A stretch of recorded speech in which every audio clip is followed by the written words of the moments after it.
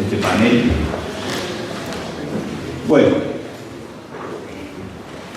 si hay un negocio en la educación, si hay una parte que tomada como un negocio fuertemente hoy en todo el mundo, básicamente, sobre todo en los países emergentes, en vía de desarrollo, subdesarrollados, como me gustaba decir antes, con mucha más certeza, creo yo, los países del tercer mundo, que si el primero y el segundo desaparecieron, nosotros seguimos teniendo los mismos problemas. Y aquí estamos, en la educación superior. La demanda por los estudios superiores, técnicos, universitarios, es enorme, y sobre todo debido a la competencia y del mercado laboral cada vez más fuerte y cada vez más restringido, ¿no?, en sus oportunidades. Y en América Latina esto ha sido muy importante. Salvo muy pocos países, Argentina, Uruguay, Cuba, no mucho más que eso, la educación privada ha ido en aumento. Recién hablaba Fátima, contaba en Brasil el 30% solamente de la universidad, de la matrícula está en las universidades públicas, y hay que pensar que el gobierno de Lula creó, creo que 30 universidades federales.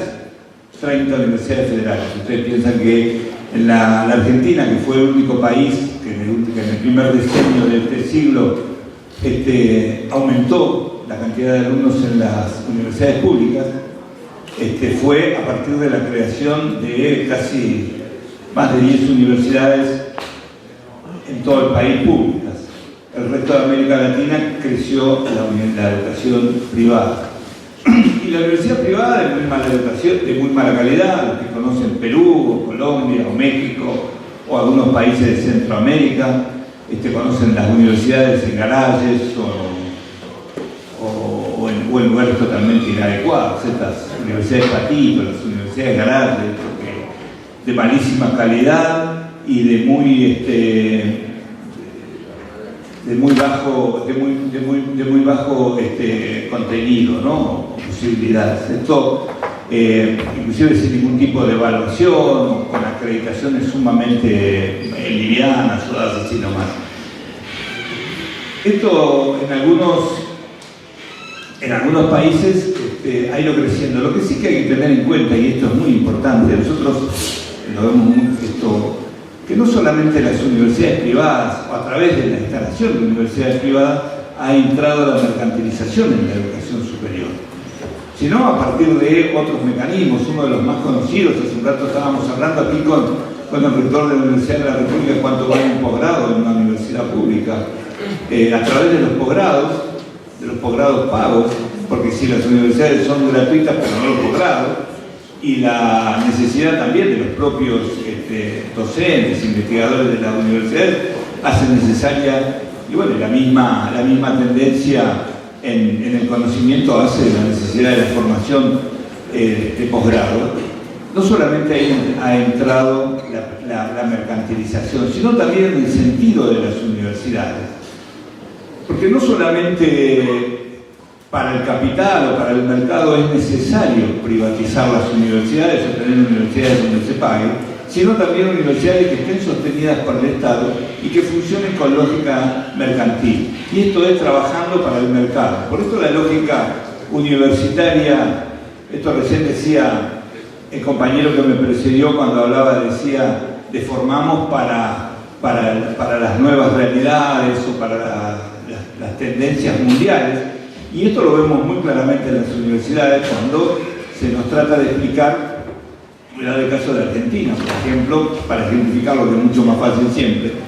Cuando desde el gobierno Macri, los recursos de la universidad, los presupuestos universitarios se han ido recortando en forma muy importante, y sobre todo, por ejemplo, el sector de ciencia y técnica, la Universidad Argentina, la brasilera y la mexicana son los tres sistemas universitarios más grandes de América Latina, y donde tienen un desarrollo de la investigación científica, tecnológica, en innovación más grande. el sistema científico-tecnológico, el Consejo del CONICET, fundamentalmente, tuvieron un recorte de más del 50% de su presupuesto en 2 años, lo cual hace que los investigadores tengan que salir a buscar los fondos para poder seguir investigando. ¿Quién va a poner esos fondos si no es el mercado? Entonces pasamos de investigar cuestiones que tenían que ver con, qué sé yo, por dar un ejemplo, la agricultura familiar. Ustedes saben que la Argentina es un país exportador fundamentalmente de granos y con cultivo intensivo, con cultivo intensivo. Pero la mesa de todos los argentinos se provee a partir de la horticultura, de la agricultura más familiar, de las pequeñas producciones. Bueno, se pasa de apoyar y trabajar en eso para empezar a trabajar con los grandes productores de las semilleras, como Monsanto, Nidera, que hoy son las que lideran el mercado de los granos en el mundo. Entonces, para investigar, un biólogo que antes trabajaba en la producción hortícola, hoy tiene que cambiar, si quiere tener recursos para trabajar, con los grandes capitales. Este es un ejemplo extremo, pero así como eso podemos ver muchos otros. Yo recuerdo en los 90, yo soy de la Universidad Nacional de La Plata, Sonia dijo que era santafesina, yo soy porteño, pero no vivo en Buenos Aires, vivo al sur de Buenos Aires, en la Universidad de La Plata. La Universidad de La Plata tenía un área de desarrollo de Chagas muy importante. Ustedes saben que el Chagas es una enfermedad que está solamente en Brasil, Paraguay, Argentina y zonas de Uruguay, no mucho más que eso, y nadie investiga en eso si no somos nosotros. Cuando se empezaron a recortar los recursos para trabajar en sectores como las bichucas o enfermedades como el Chagas, fundamentalmente, empezaron a llegar los fondos para trabajar en áreas, en tramos de investigación que tenían que ver con el HIV. No es que nosotros no tengamos HIV en nuestros países, pero esa era una investigación que se desarrollaba tranquilamente en los países centrales y que no era necesario que nosotros dispusiéramos fondos para eso, porque nadie va a poner fondos para el Chagas si no somos nosotros, pero el HIV sí lo podrían tener en muchas partes del mundo. Bueno, esta es una lógica de las políticas que hoy van ingresando a la universidad, volviendo también a la universidad, a lo que fue la universidad hace años atrás. Nosotros vemos constantemente en el discurso de nuestro presidente Mauricio Macri que habla de los últimos 70 años que fueron la desgracia de la Argentina.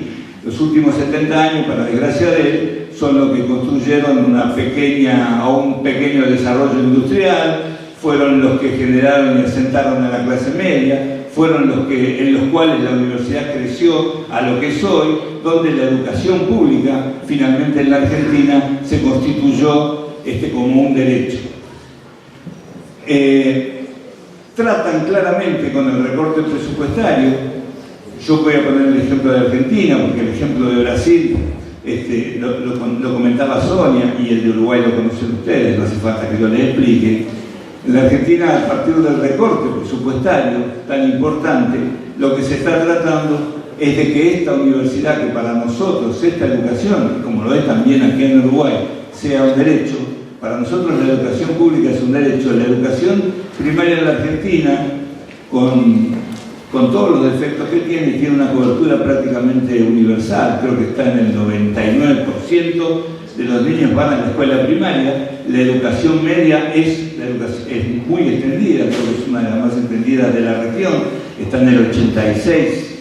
Casi el 87% de los jóvenes van a la educación secundaria. Todo esto por el impulso que se le dio durante los gobiernos de Néstor y Cristina Kirchner, con la creación de programas de inclusión, con la generación de universidades en zonas muy alejadas, pero también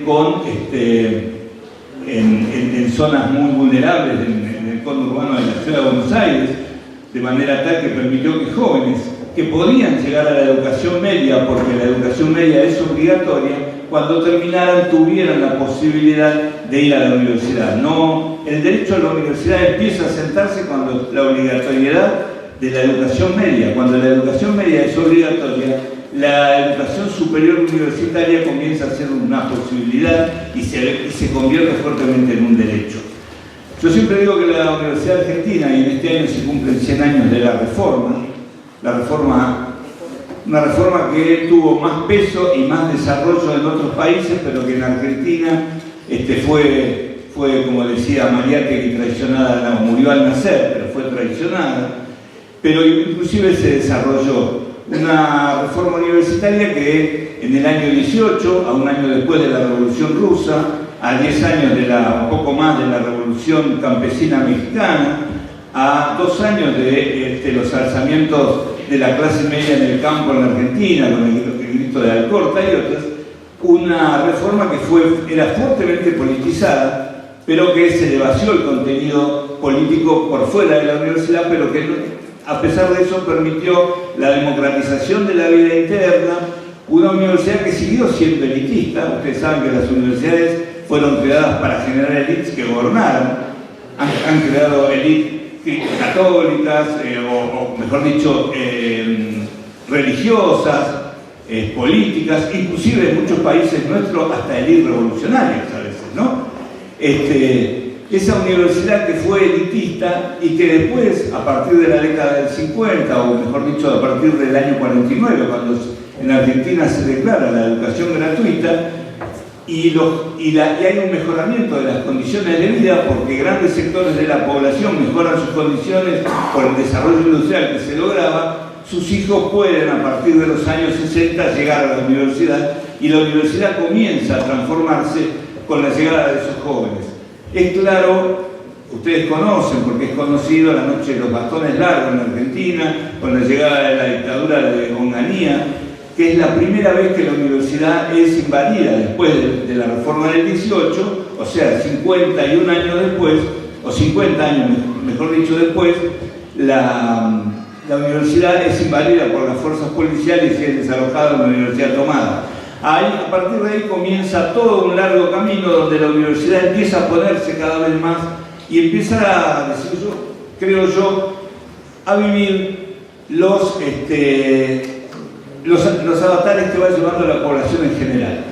Es así que llegamos a la década del 70, es así que nosotros en la universidad tenemos decenas de miles de desaparecidos, pero muchísimos de ellos son universitarios porque las universidades estuvieron junto a la gente a partir del Cordobazo en el año 69, que significa el comienzo de la caída de la dictadura militar de aquel momento, la llegada en el año 76 de la dictadura militar y la resistencia a las universidades, la llegada de la democracia con la normalización de las universidades, y finalmente llegamos al 2001, cuando se intenta hacer un recorte enorme del presupuesto universitario. Las universidades hacen una movilización tan grande en el mes de septiembre, de agosto, perdón, en el mes de octubre, con los años no se va confundiendo, en el mes de octubre que se logra la caída del ministro de Economía y la renuncia del ministro de Educación.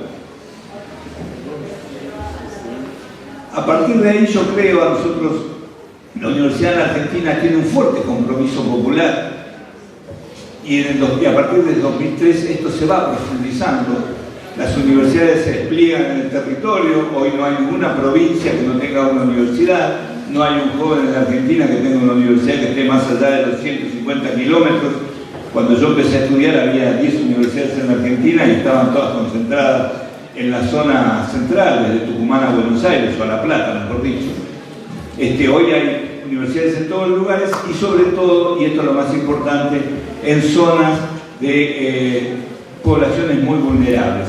Esto ha hecho que jóvenes de menores recursos que nunca lo hubieran pensado hayan podido llegar a la universidad, jóvenes de primera generación de universitarios.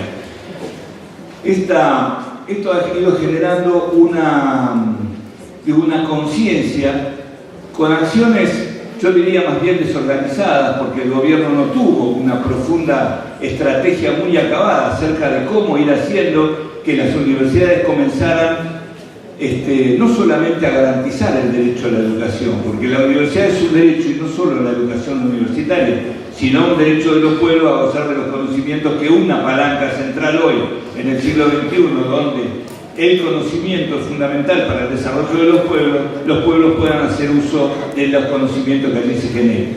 Este derecho comienza a consolidarse en lo que nosotros llamamos el segundo ciclo de la reforma, o el tercer ciclo de la reforma, en la primer decenio del siglo, o en la década de los gobiernos kirchneristas. A partir de la llegada ahí crece la universidad, crecen los programas de investigación en telecomunicaciones, la puesta de satélites en órbita, como es el ARSAT, los desarrollos en energía termonuclear, como son los programas Atucha, los desarrollos en la producción pública de medicamentos, las asesorías industriales, el desarrollo en la ingeniería aeronáutica. Bueno, en fin, todo un amplio panorama de desarrollo que la universidad empieza a sostener con sus investigaciones es recortado brutalmente con la llegada del gobierno de Macri, con presupuestos que han llevado a la pérdida prácticamente de más del 20% del presupuesto. Ni bien llega el gobierno de Macri, la universidad comienza a resistir.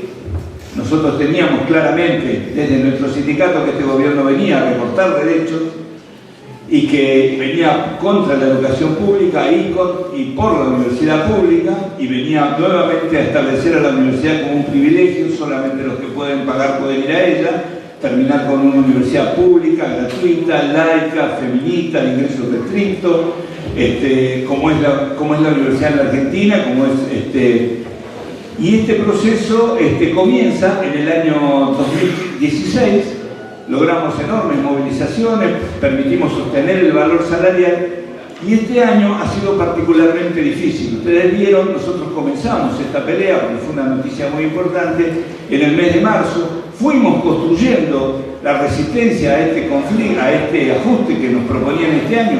No solamente el gobierno trata de reducirlo, y esto yo creo que está el éxito de esta pelea, trata de reducirlo a un conflicto meramente salarial. Para nosotros no es un conflicto, y tiene dos cosas que yo creo que vale la pena marcar. La primera de ellas es la primera vez en un conflicto universitario en la Argentina, y yo creo que uno de los pocos en América Latina, que es encabezado, diseñado y conducido por los trabajadores organizados sindicalmente. Ya no son los estudiantes del Cordobazo, ya no son los estudiantes de los 90 contra la Ley de Educación Superior, sino que son los sindicatos universitarios, sindicato docente, el nuestro, la CONADU, pero también hay otros sindicatos más pequeños, el sindicato no docente, son los que conducen este conflicto. Esto en primer lugar. Y en segundo lugar es el apoyo enorme que este conflicto tuvo por parte de la comunidad.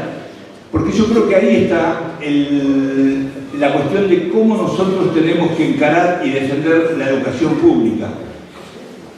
Es un conflicto que creo que es el primer conflicto que se le gana al gobierno en los medios.